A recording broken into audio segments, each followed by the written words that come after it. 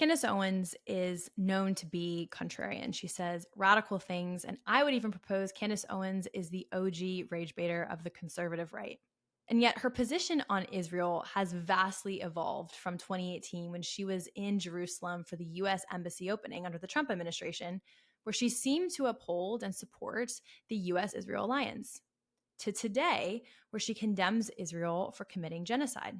This change in position over Israel was her reason for departure from the Daily Wire, a feud that publicly played out on X between her and Ben Shapiro. Her controversial tweet, "Christ is King," was heavily debated within the Republican and conservative right as being anti-Semitic.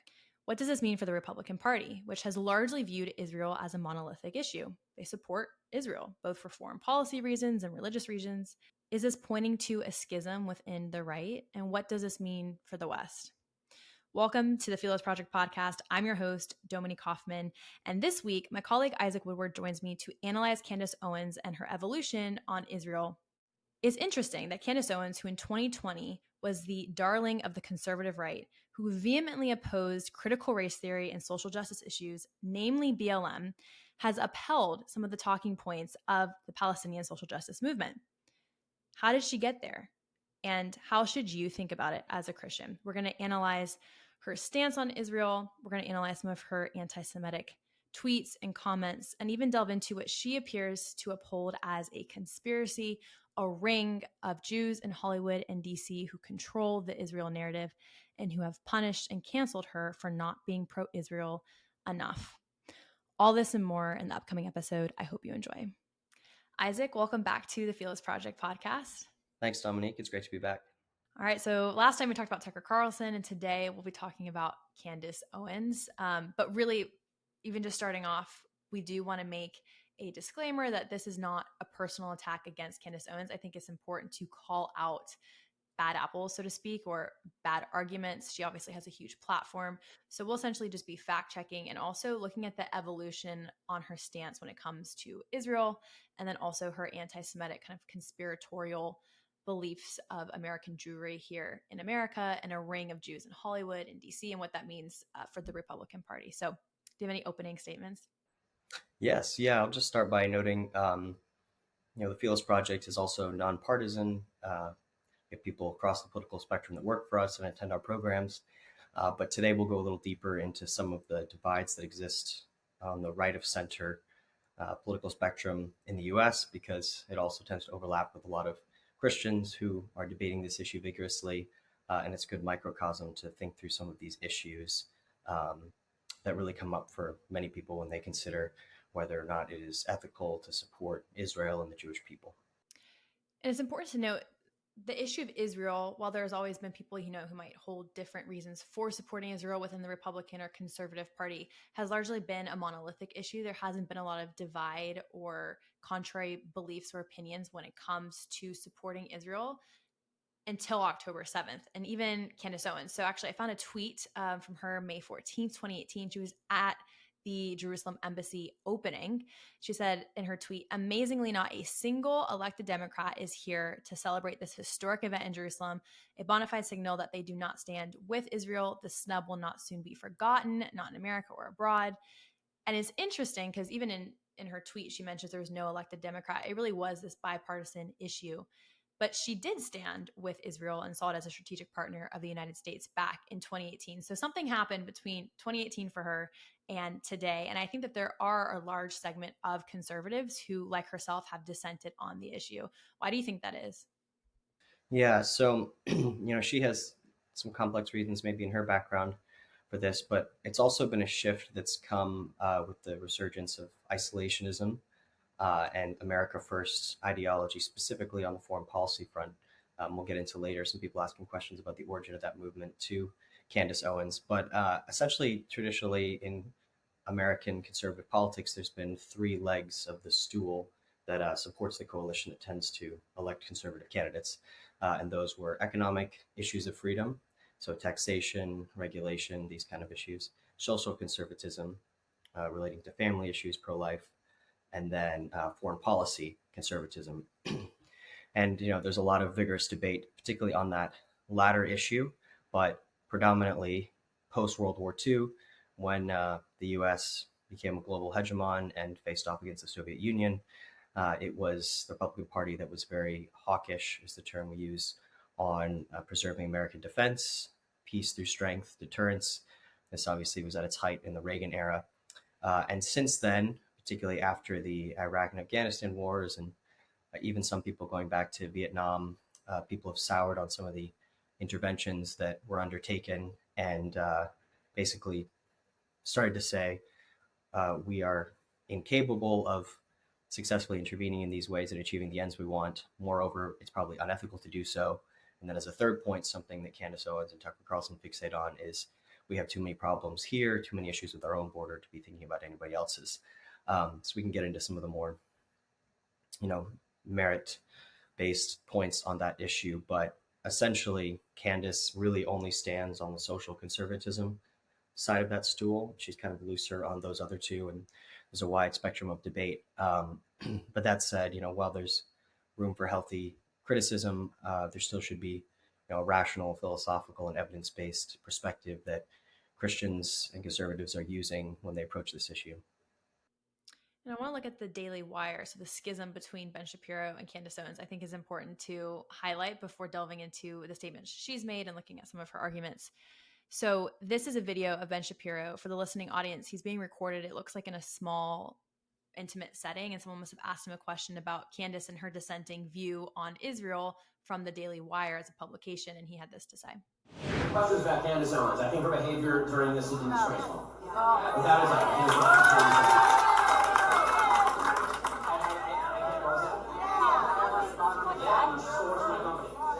I think she's been absolutely disgraceful. I think that her faux sophistication on these particular issues has been ridiculous. It's not faux sophistication, it's ridiculous. Everybody can see the moves that she's making and the things that she's saying, and I find them disreputable. So I think the faux sophistication that Ben Shapiro really astutely points out is this just asking questions approach that Candace Owens uses. So she'll say something very defamatory towards Israel or morally kind of trying to put Israel in a bad light. It's a no-win situation question for, someone who supports Israel or a specific issue regarding Israel in this war, but she'll put a question mark at the end of it. And she'll say, oh, well, there's plausible deniability. I never made a statement. I'm just asking questions. And if you look at what she was saying, even while she was at the Daily Wire, she had Norman Finkelstein on her podcast, who's a prominent Palestinian or pro-Palestinian political scientist, historian. I would argue he peddles a lot of historic misinformation, is very biased towards the Palestinian narrative. And he came on the podcast while she was still at the Daily Wire and essentially peddled misinformation about Gaza and Al-Shifa Hospital for an hour and 15 minutes. And she asked not one hard-hitting question. She was very sympathetic to him. And that's what the Daily Wire as a publication was opposed to. So maybe we can talk about the free speech claim that letting her go was a violation of free speech. Ben Shapiro, who speaks out against cancel culture on the left, canceled Candace. It was a whole controversy. What are your thoughts? Yeah, so it's really a category confusion. And this is an important just point of logic and terminology. Again, you could still disagree with the choice to let her go, but it's just an inaccurate term to call it cancel culture or a lack of free speech. So free speech is a constitutional right which exists for people to voice their opinions in the public square. It doesn't tell you anything about who has to agree with an opinion, and it certainly doesn't tell you that because you have the freedom to say an opinion, therefore your employers have to keep you employed regardless of what you say. Particularly when it comes to a commentary publication. The Daily Wire never claimed to be a straight up news service. They came about, similar to Fox News, as specifically a counterbalance because their claim was most of the mainstream media that claims to be objective tends to be left of center. So they intentionally said, we're conservatives, we're not apologetic about it, we'll have our own editorial line, and we'll also try to present the facts to people to help them better understand. So to say that a commentator who espouses opinions at a publication with an editorial line is basically immune and has to be employed in perpetuity regardless of how far she departs is just nothing to do with free speech. You can say, I like her speech better than what Ben is putting forth or whatever, but to call it some kind of cancellation is just inaccurate. One of the analogies people have made that I think is helpful is the Daily Wire is also very pro-life. And if Candace or any other person came out and suddenly started to, preach the virtues of abortion, there would probably be a conversation, and eventually they would be let go. This is not silencing them. There are any number of places someone could go to espouse those opinions. And ironically, too, as we'll get into it, as much as Candace claims to be a critic of the mainstream and unafraid to ask questions, her line that she's taking on Israel now is the majority opinion you're hearing across all of the major news publications. It's the line of the UN. It's the line of these international NGOs that she seems to attack. So if she wants a platform to espouse those views, there are far more that exist that are friendly to that perspective.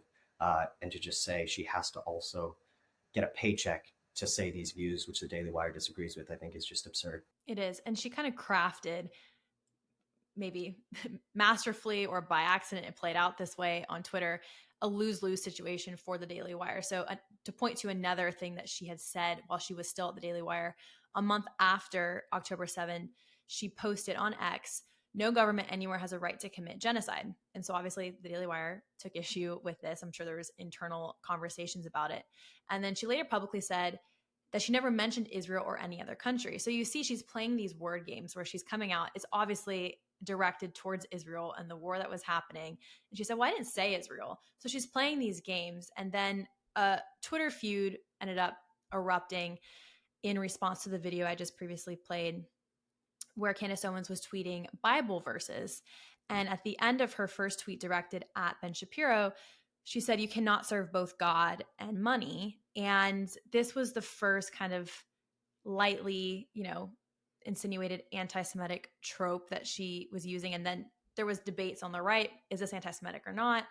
But there is a long history of associating Jews with being greedy and money. It's an ancient medieval trope, and it's one that continues into today. So that was included in this feud.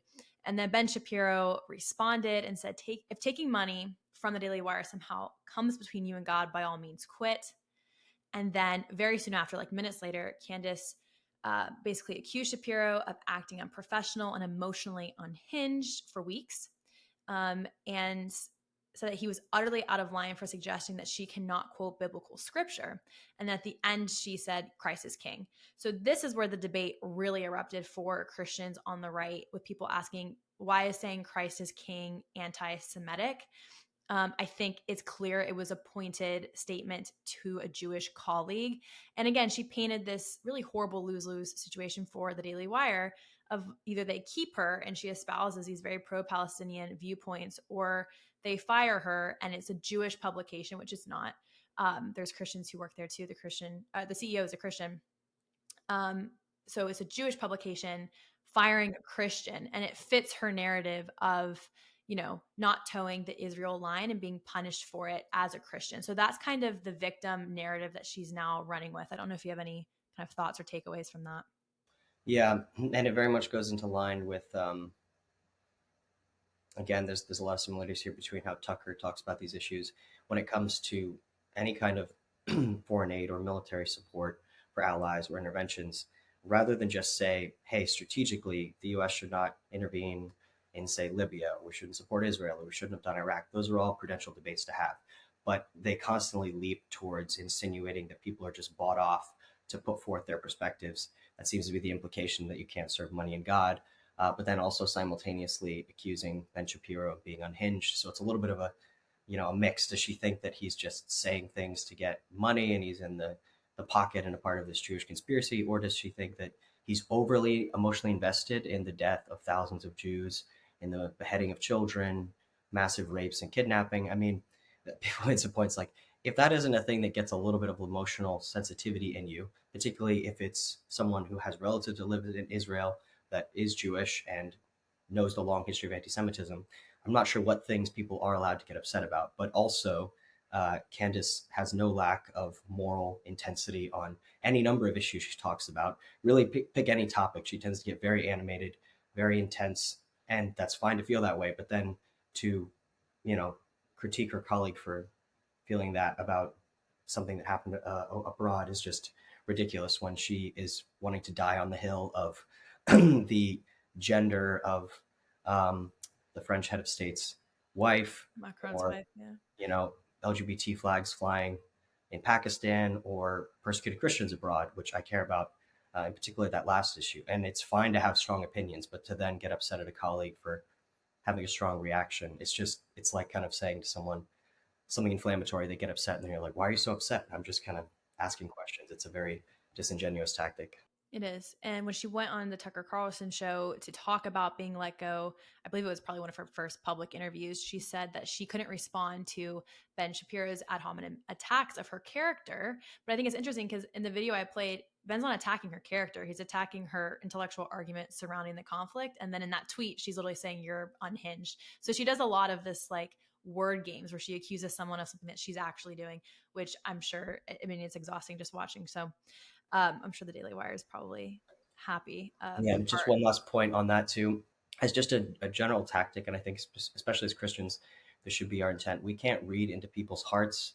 I don't want to assume bad motives on the part of anyone, but even if there's a particular movement or set of ideas like support for Israel or support for any issue, and you think some of the major people behind it corrupt or have bad motives, that doesn't still address the actual arguments they say. And in the case of support for Israel, there are tens of millions of Christians across this country and others that we work with and educate that support Israel and believe these arguments. So even if you think they're being deluded and wrong because of some corrupt puppet masters up here, probably Jewish is what it sounds like she's implying, whatever you think about that, people still hear certain arguments and believe in them. So you're not even really reaching the end goal by just assassinating the character of why people ascribe to a certain opinion. You should address the actual points and arguments. Otherwise, it's just rhetorically ineffective and also, claims to read into people's motives, which is just an utterly unproductive way to go about debate. I agree. I'm going to play a quick video on her initial reaction to being fired. And then we can move on to some of the things she's actually said about Israel. For me, my podcast, I describe it as just talking to my friends on the phone. That's what it feels like. I don't even feel that the entire world is listening. I kind of am just like, hey, oh my gosh, did you see this? This is crazy. Oh, I just read this crazy book. Oh my gosh, what does this mean about our government? It's corrupt. It's like talking to my family on the phone. And then we kind of sort of find out that the entire world is listening when all of these hit pieces are being written about me. And I'm like, oh, we're basically being spied on. Why is somebody listening to our private conversations? So yeah, when I found out really kind of sort of definitely with the rest of the world that my show had been rather unceremoniously canceled, it was upsetting. So I play that just to kind of highlight first, when you have a huge public platform of like 1.8 million followers on YouTube alone, you're not just having a conversation with a friend and you are responsible for what you publicly say. She has millions of views on X. So it's a very disingenuous also. I'm trying to really paint the narrative that she's trying to portray of like, I'm just a girl next door, but it's very disingenuous. And I think she needs to be called to responsibility because she has a huge platform. And as Christians, we're supposed to steward those things well.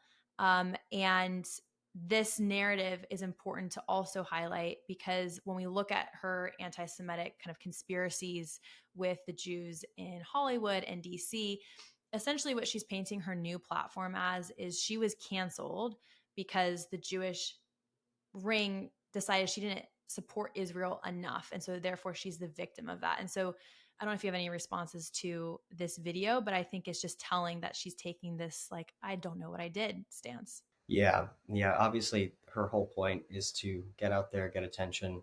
She likes being provocative and inflammatory. That's her right. But, with that, you also have to face the consequences. And I think, too, just on some of the lack of education she has on these issues, which we'll get into on some of the specific claims, to couple not knowing the facts with extreme moral stridency and then to get upset when you're called on it, I just think is, a contradiction. Like you can pick one of the two things. You can be humble and ask questions, or you can be inflammatory and strident. But then when you're actually called out on things, you have to face the consequences. And nobody is owed a paycheck from somebody that disagrees with them simply because they would like to spout off about their opinions. I think it's a little bit of a luxury problem to say I sit around and I talk for a living and people listen to me and pay me lots of money, and now I have to go do that at a different place. So feel bad for me being canceled when most Americans have to go and work a hard day's labor to actually get kind of income. So I don't think she deserves a lot of sympathy for that. And she paints herself kind of as this America first. So it is an interesting kind of elitist contradiction. So I'm actually going to play this clip to just highlight that lack of understanding just the historical context. And obviously this is something very specific, but I think you can see these currents throughout the arguments she makes about Israel.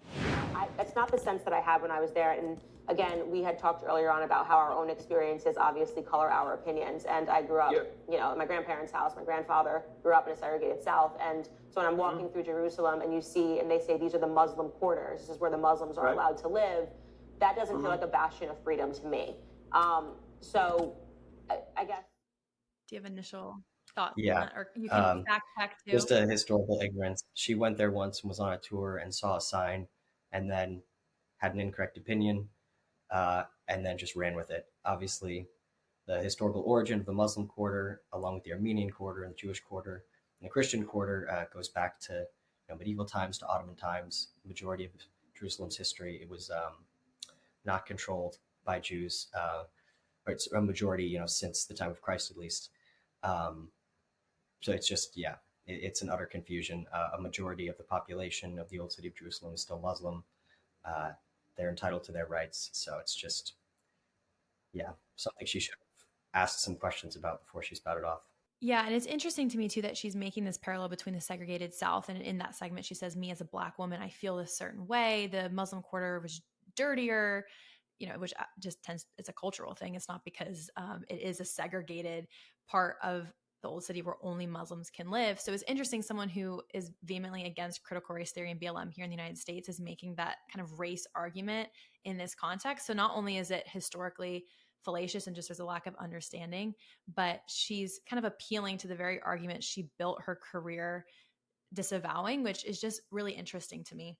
And she also, this is another example of kind of her red herring arguments. She's using this example of the Muslim quarter, which she misunderstood as being like a relegated part of the old city where Muslims can live in, but not outside of, like a race law, with Israel not being a beacon of freedom in the region. So essentially in the beginning of that segment, she goes, everyone describes Israel as democratic and a beacon of freedom, but Muslims have to live in the Muslim quarter. Therefore, Israel's not a beacon of freedom. So we see those arguments kind of throughout her commentary on Israel. And we're going to actually turn to her responses on the question of nationalism and entering World War II. So we'll see a little bit of her isolationist policy, but also you do see a lack of historic understanding as well. With the word nationalism, I think that it gets, the definition gets poisoned by elitists that actually want globalism. Globalism is what I don't want. So when you think about, whenever we say nationalism, the first thing people think about, at least in America, is Hitler. He was a National Socialist, but if Hitler just wanted to make Germany great and have things run well, okay, fine. The problem is that he had dreams outside of Germany. He wanted to globalize. He wanted everybody to be German, everybody to be speaking German, everybody to look a different way. That's not, to me, that's not nationalism. You have some takeaways from that? Yeah, very misinformed. Again, there's a tendency of just liking to hear these terms that have a history, and some people seem inflammatory and just running with them. But to really use Germany as an example of it wasn't the nationalism that was the problem, I think, is kind of an issue. Now, obviously, I think there's legitimate ways nationalism can play out. It's not about indicting that term. There are interesting new books written on the subject by an Israeli named Yoram Hazony that we've done work with. It's not about trying to vilify nationalism, but she kind of goes the opposite way. She's so against the globalist, quote unquote, internationalism, anything when we're working on something abroad, that she's now making that the root of where countries go bad. When they look beyond their shores, they want to conquer, they want to intervene, they want to do that. But if people just stay internally, then they're going to be all good and it's completely acceptable. But the human heart can play out sinful nature. You can abuse and oppress people that live in your country and that live abroad. Jim Crow South is an example of oppressing your own country. It wasn't about nationalism or globalism. You could make an argument, it was nationalists, Dixiecrats in the South that were trying to focus on internally their own governing. They also tended to not support foreign wars, but they were clearly wrong on that issue. The root of evil or bad policy isn't about whether you're looking abroad or domestically. It's about your aims, your motives, how you're treating the dignity of other humans. So it's just the most extreme example where she's trying to work backwards to, defend aspects of Hitler's Germany. Clearly, before he did any of the foreign interventions, he was very internally focused on Germany, what it should look like, who's German, by ethnically cleansing people, killing the handicapped, restricting free speech, all of those things. And any reasonable person would argue he went wrong in that extent before he tried to look abroad. Agree. She glosses over the race ideology because nationalism inherently, as you mentioned, is not bad as a concept, but when it starts asking the question who belongs and who doesn't, and then there's implications through policy and systemic racism like the Nuremberg laws, that's when there's an issue, and she doesn't address that. And as you said too, her issue is Hitler's expansionism. I believe she uses the word globalism incorrectly here, but Hitler's imperialist aims she seems to take issue with, less so than Hitler's policies, which is quite interesting. But she is drawing this narrative that, you know, America first and nationalism is okay. And Hitler was okay when it was Germany first. And it was only when he looked outside of that it was bad. So you see that argument play out throughout her foreign policy. Isolationist movement saying we mustn't go to war in Europe again after the First World War. Do you think that those America First supporters then were right? Do you think that America shouldn't have gone into that Second World War? Yeah, and that is a radical statement. People don't know how to deal with that because we've all been so brainwashed by the school system to believe that, well, look how great things are. Let me ask you about your country. Do you think that your country has become greater since? Has our country become greater since? Absolutely not. You know, this whole idea of international liberalism, now it's not just about your problems, it's about solving the world's problems. Let's make sure that in Pakistan there's a trans flag waving. No. I think when we've talked about this, you pointed out, she asked a British man if he's better off for the US entering World War II, and he would be speaking German if we hadn't. So just like off the bat, there's just a lack of historical understanding for the war. What are some of your critiques of her statement? Yeah, again, I think she literally hears like the word World War and knows multiple countries were involved and we sent troops overseas and just thinks bad, like we went beyond our shores. Even the way she frames it is just, you can tell as soon as he asks and she gets to say that, she's so proud of herself for saying a controversial opinion. And I just think psychologically, if you're so wrapped up in your emotional reaction to what you get to say versus like, hey, am I just saying in good faith an honest statement with historical basis? I just think it gives a little bit of a clue to how she's so seeking being provocative that it will just have her go way out, you know, over her skis. So obviously, in the case of World War II, we were attacked by Japan immediately after Germany declared war on us because they were in alliance with Japan. It was a global conflict. We were attacked. Britain was attacked. They were our allies. Access to free trade was restricted. American shipping was being bombed. By any definition of, you know, nationalistic self-defense, we had a legitimate cause to intervene. So it's just a radically uninformed statement. And I think you see her use terms too that she just obviously doesn't understand: international liberalism. So she uses the example of a trans flag in Pakistan because transgender issues is a liberal policy point here in the United States, but that's really not what international liberalism is. It's a theory, a worldview to view international relations. And as you pointed out earlier, she actually takes the international liberal view of Israel. So it's interesting to see her like immediately knee-jerk condemn international liberalism as an idea or a policy, and then all the institutions that arose from international liberalism and condemn Israel are the ones that she's agreeing with in this issue. So there's just a contradiction in her worldview there. And I also just want to point out that we waited a really long time to enter World War I.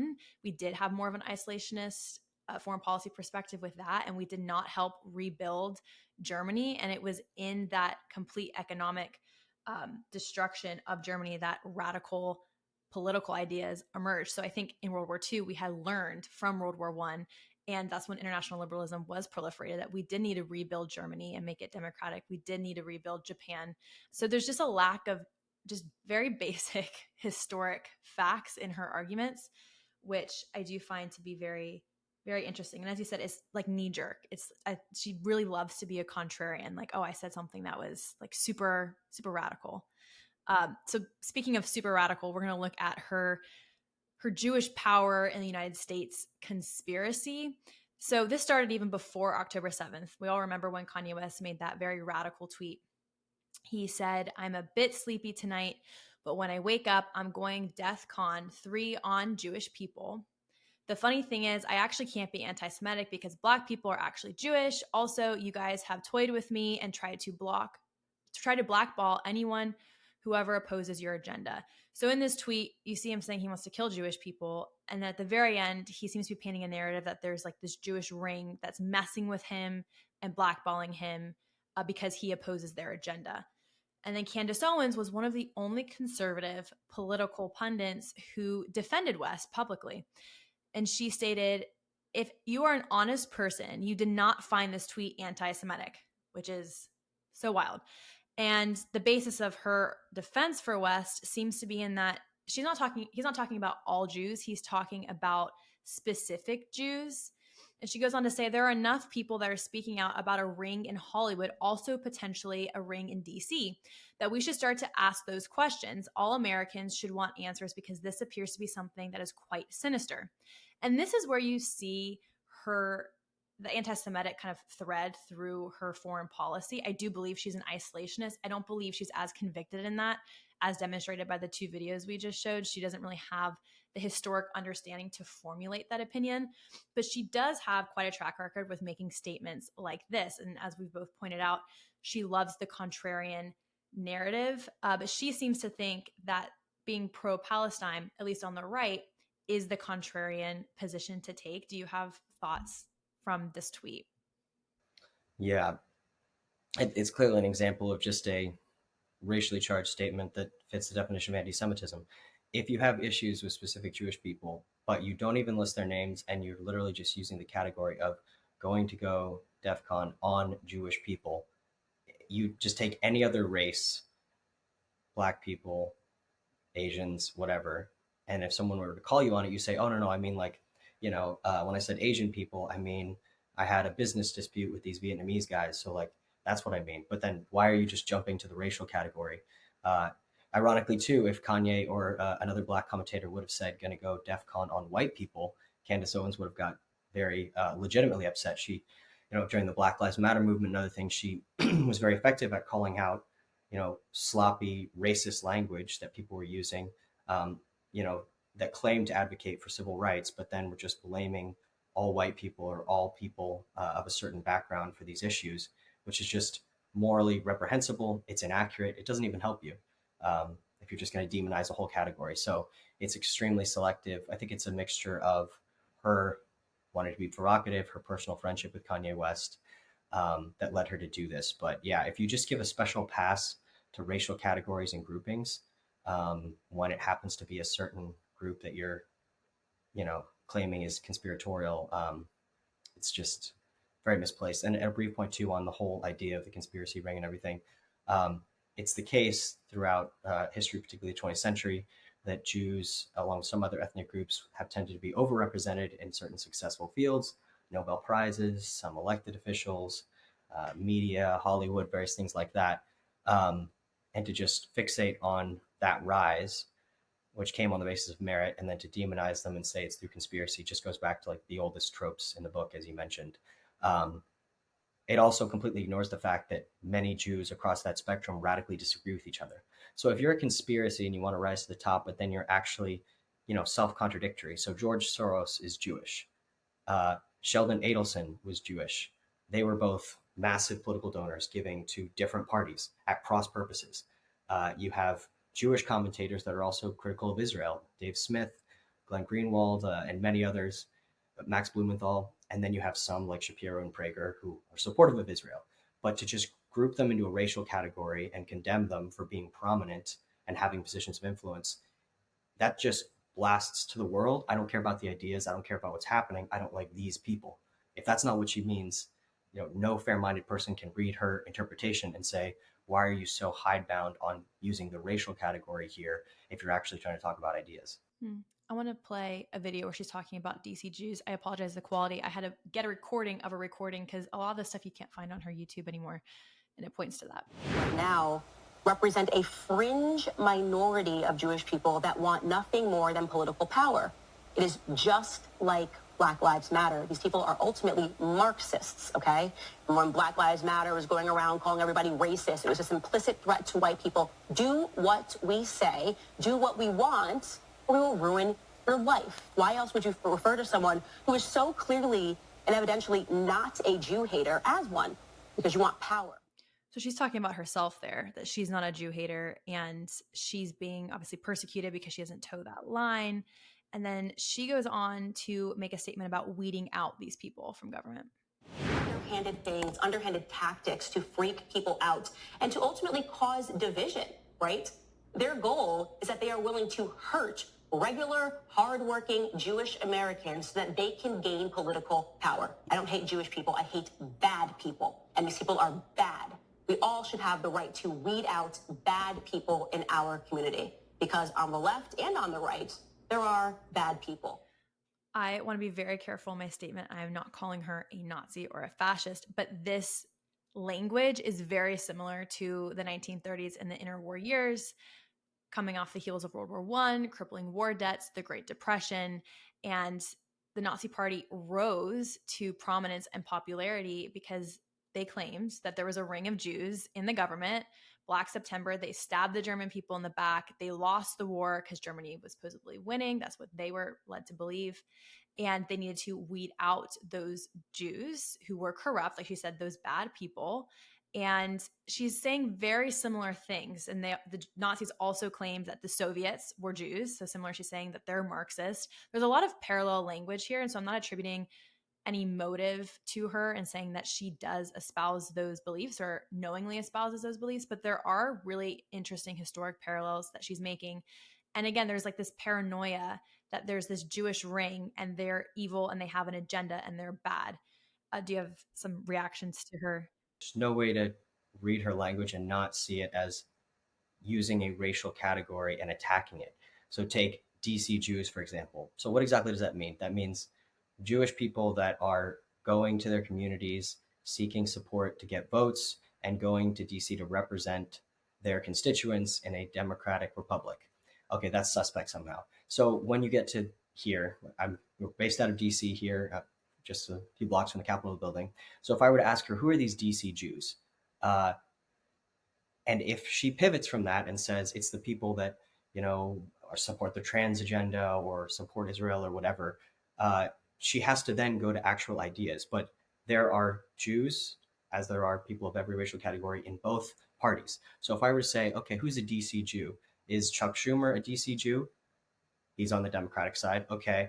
Is Lee Zeldin a DC Jew who recently was in the House of Representatives and then ran for governor as a Republican candidate in New York? What about their Jewishness tells me anything? They are radically different voting on all of their ideas, but you want to vilify a category of DC Jews seeking power when they're literally working at cross purposes. This is true across all of these movements. Again, just take it to another racial category. If people were to say, just the African Americans in DC, or the black people in DC that just want power. Okay, are you talking about Senator Tim Scott, a Republican representative of South Carolina? Or are you talking about Jamal Bowman, a Democratic representative from New York, who disagree on pretty much everything? Again, if you break people down to their racial categories and you're attacking them and accusing them of seeking power, you're intrinsically dehumanizing them. Their ideas are different. And it's so disgusting on this because she rose to prominence calling out a lot of the bad language used by Black Lives Matter of overly simplistic, saying any black person is virtuous or any white person is not virtuous. Yeah, but you have to inherit the sins because of your specific skin tone, your ethnicity, your religion.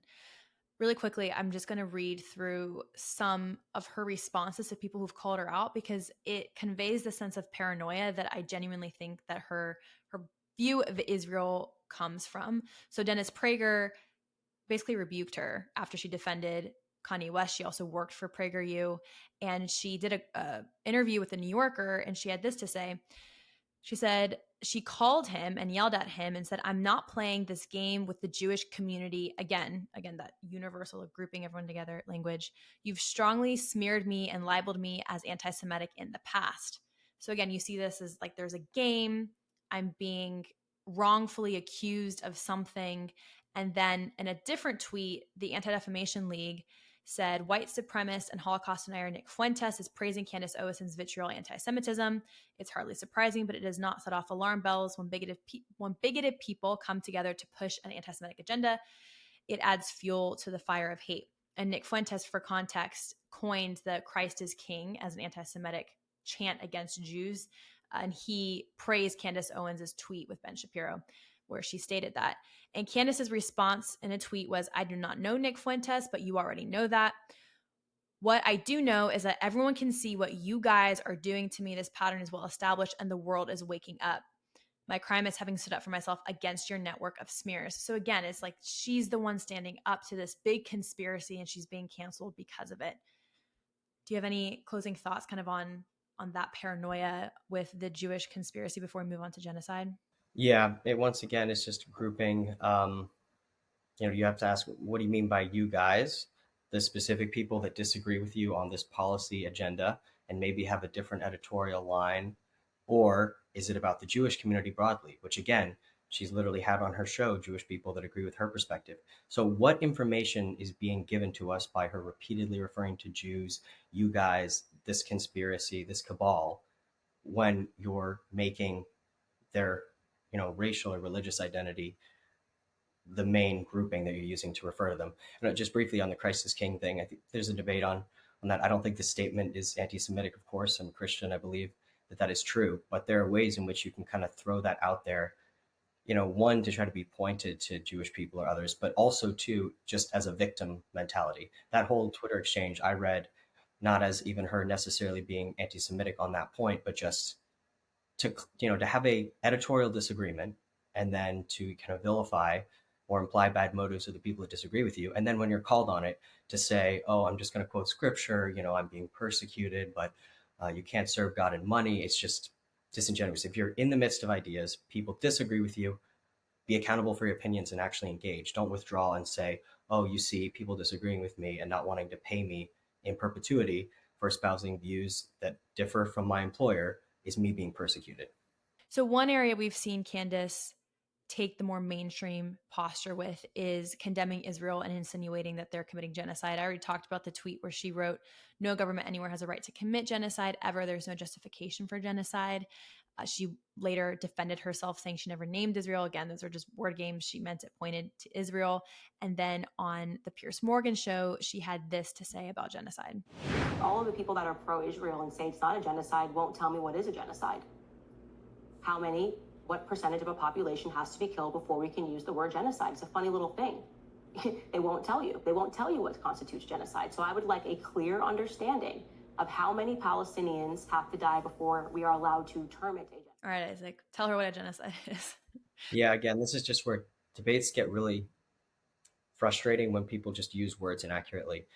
This, again, is irrespective of your certain view on Israel or another country. But the definition of genocide refers to explicitly targeting and trying to exterminate a given ethnic group. It doesn't tell you about how many people are killed. There are many just wars or even unjust wars that have far higher percentages of the population killed or higher body counts. That doesn't tell you the category of a thing. In the Allied campaigns of World War II, there were very high casualty rates, but as a policy, the U.S. Never, tried to commit genocide during that conflict.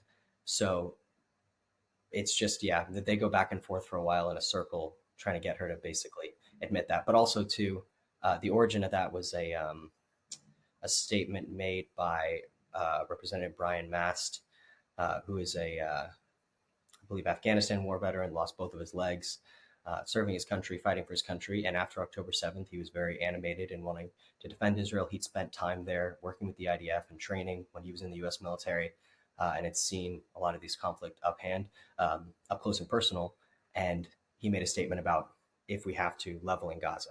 He never said killing all the civilians or killing the population. You could maybe say it was an inflammatory statement. But again, being misinterpreted, which he later clarified that he was not just saying don't value civilian life, but whatever it takes to eliminate Hamas under the practices of just war is justified. She then misinterpreted that and accused him of talking about genocide. So clearly she was referring to it in the case of Israel. And then when she's asked about it, she just wants to back off and ask questions and play word games. Yeah, 'cause she immediately responds to Pierce's question about it. Well, what is a genocide? They won't tell you. Again, you see that conspiratorial language. They won't tell you. It's almost like paranoia. And earlier in that clip, he literally took the Oxford Dictionary definition of genocide and read it out. So clearly told her what it is. And yeah. Genocide convention is the intent to destroy in part or in whole people group. And there is no intentional policy. There is highly discriminate warfare happening in Gaza. That does not mean civilians won't be killed. But she knows that. It just doesn't fit the narrative she's trying to play. And she at least has the knowledge of what genocide is. She asked the question, like, I'm just this girl next door. Like, how many innocent people have to die? But I'm not saying Israel's committing genocide. I'm just asking a question. This last example is, to me, the most disgusting thing Candace has said since October 7. She had Brianna Joy Gray on her podcast. I believe the title of the episode was "Another Person Fired or Canceled for Not Supporting Israel." So again, that's become her catchphrase, her journalistic narrative. And this is Brianna Joy Gray, who was let go from the Hill after she rolled her eyes at the victim of a sister who said she should believe all women. And for more context, Brianna has denied that rape happened on October 7th vehemently. She's said some disgusting things, and this is that video. That you specifically will believe women when they say that they got hurt. All right, thanks for joining. Stick around, more Rising coming up next. So to add more context really quickly, Isaac, she tweeted on December 4th, 2023, this is Brianna, Zionists are asking that we believe the uncorroborated eyewitness account of men who describe alleged raped victims in odd fetishized terms. Shame on Israel for not seriously investigating claims of rape and collecting rape kits. So she had the audacity to say there's no way to prove rape unless you had rape kits, which there's so many things wrong with that. We don't have time to get into. But there is video evidence. There is physical evidence. Hamas, very similar to Nazi Germany, you talk about fetishizing, was very into documenting everything they did. Hamas wore POV cameras. So there is plenty of evidence. And she uses terms like fetishizing. You see a lot of her social justice language come out in this tweet. And then this is what Candace Owens had to say about that. Shocking. She seems to have rolled her eyes when the young woman told her to believe women. I mean, that hashtag just believe women, of course, is something that makes me roll my eyes as well. We want to believe our hard facts, and we want to be able to discern what is actually happening. Yeah. And again, this is a case where, like, on virtually any issue outside of this, Candace Owens would disagree with Brianna Joy Gray. I'll just add context to, people can look up the exact comment, but recently she was talking online, Brianna Joy Gray, about claims that the IDF soldier was training dogs to rape Palestinian women. The most insane, unsubstantiated, ridiculous attack. Because there's no evidence of IDF soldiers doing it, so she has to say they're dogs doing it. Yeah, with no evidence. Just kind of, just asking questions again, like hearing reports about this. And this is the type of figure that Candace Owens wants to defend.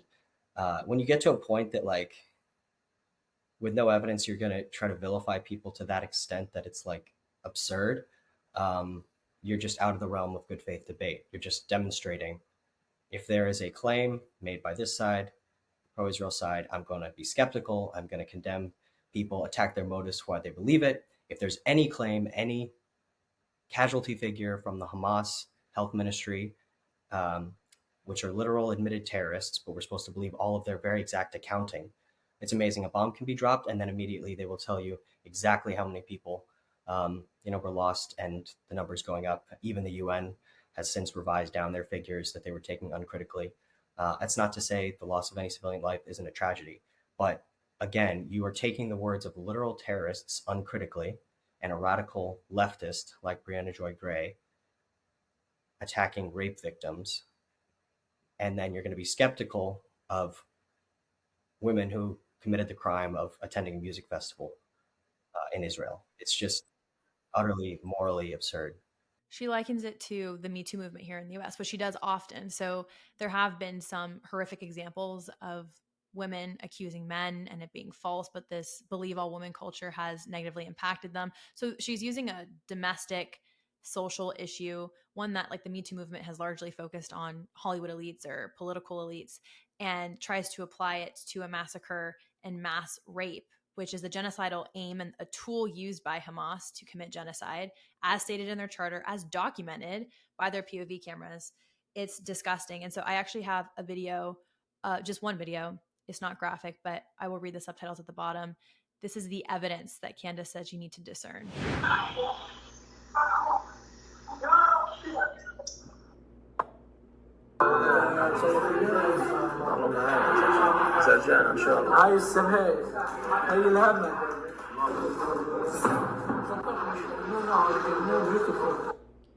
So basically, for those listening, it's a video of Hamas militants with Israeli women taunting them, saying, "You're beautiful." One of the militants says, "These are the Zionists," again, pinpointing them for who they are, Jewish women who are Zionists, they're Israelis, and saying that these are the ones that can get pregnant. And impregnating someone of your opposite ethno-religious identity in an ethno-religious conflict is also a form of genocide. So rape's a form of genocide, forced rape and then impregnating women is a form of genocide. And this is the missing evidence Candace seems to be claiming doesn't exist. So there's a complete lack of just integrity in how she's been covering the conflict. And I think after analyzing her conspiratorial beliefs towards Jews at large, there are some anti-Semitic underpinnings that I think blind her analysis of this conflict. And I don't mean that in an accusatory way. As you pointed out, we don't know her heart, but we know what she said publicly. And I can't square any other way for her to make an argument like this if it wasn't guided by some sort of distrust or disliking or anti-Semitism for the Jewish people. Yeah, another definition of it can just be a radical double standard. Anytime there's two competing claims, she's siding with the pro-Palestinian side, with the quote-unquote globalist sides, the UN, and literal terrorists in her approach. If we were having a conversation, you, me, and someone else, and anytime you said something, I challenge you, attack your motives for saying it, can repeatedly demand proof, and then someone next to you says something, and I'm just like, oh, that's a great point, really interesting, let's keep asking questions about that. And that repeatedly goes on with whatever subject we're on. At some point, you're going to say, like, do you have an issue with me? If not, why is your predisposition to be skeptical and attack my motives, and then to just agree uniformly or very uncritically with this other side? So if it's not anti-Semitism, if it's not animus, as a fellow Christian, I would love to hear her perspective of why that predisposition is justified. I think it's morally reprehensible, it's inaccurate, and it's also just unhelpful for debate. We believe in open conversations. It's okay to criticize Israel, the US, any country, but do so on the basis of good faith. Know your facts. If you're going to spout off about history or contemporary events, you don't get to be a moral crusader. And then when you're challenged, just say you're asking questions, you don't know that much about it, but you feel attacked for people critiquing your uninformed or arguably hateful statements. And I just want to zoom out on what this means for the Republican Party and the West. I think Candace Owens also feels some sympathy towards Muslims who share conservative values on that third pillar you talked about, social conservative issues. But these Islamists that she's propping up with the arguments that she's publicly making do not have an America first desire here in the United States. We see this playing out across college campuses. We see neo-Marxists and Islamists kind of teaming up to tear down the West and divest themselves of America. Her stance on Israel undermines her entire guiding ethos of America first, which she espouses and apparently frames all of her domestic policy positions. So I would encourage people who follow her and listen to her to look into this. And ironically, because she has this contrarian stance to investigate or challenge the official narrative. The official narrative is the one she's peddling and the one she's supporting. So I would encourage people to look into what's happening. And I hope Candace becomes more fair in her coverage of the conflict, because I do think it's dangerous. She has such a large platform and people who are willing to listen to her, because she did advise them on a lot of policy issues that were far less radical in 2020 and on other policy issues. So, yeah, I agree. I think as Christians, we should be beacons of light, have good faith debates, look out to highlight the plight of victims. It's okay to ask questions, but again, if it seems to be that you're vilifying a certain category or applying a total double standard and seem to be pretty indifferent to real human suffering on one side, I think that's something you have to look into your heart to ask why. And then on the other hand, too, just given her particular political ideology, which is her own right to have, I would just ask her to consider, why is it that the people she seems to disagree with on most other issues, she seems to just uncritically accept their perspective when it comes to this issue? If you're marching in a certain movement and you look around and find yourself disagreeing with most of the people around you on most things, I just think it's a reasonable question to introspect on. Yeah, I think it's a good call to action. Thank you so much for joining us, Isaac. And if you're interested in giving to the Philos Project, there will be a link in the description. We just pray that you consider supporting the content and the educational stuff we're doing here. And I will see everyone next week. And it's good to have you, Isaac. Thanks so much, Dominique.